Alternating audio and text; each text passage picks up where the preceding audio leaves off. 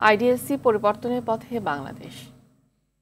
সরকারি কোনো দপ্তরে সেবা নিতে গিয়ে ভোগান্তি, অসন্তোষ, ক্ষোভ এমনকি দুর্নীতির তথ্য জানাতে নতুন ব্যবস্থা চালু হয়েছে। এখন জাতীয় হেল্পলাইন 333 নম্বরে ফোন করে বিনা খরচে যে কেউ অভিযোগ ও অনিয়মের তথ্য জানাতে পারবেন।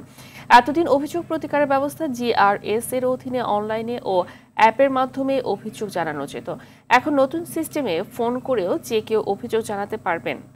মন্ত্রিপরিষদ বিভাগ থেকে এসব তথ্য জানানো হয়। মন্ত্রিপরিষদ বিভাগের কর্মকর্তারা জানিয়েছেন, সরকারি কার্যক্রম আরও জনবান্ধব ও স্বচ্ছ করা, কর্মকর্তা কর্মচারীদের জবাবদিহিতা নিশ্চিত এবং দুর্নীতি কমাতে নতুন অ্যাপ ব্যবস্থা চালু হয়েছে।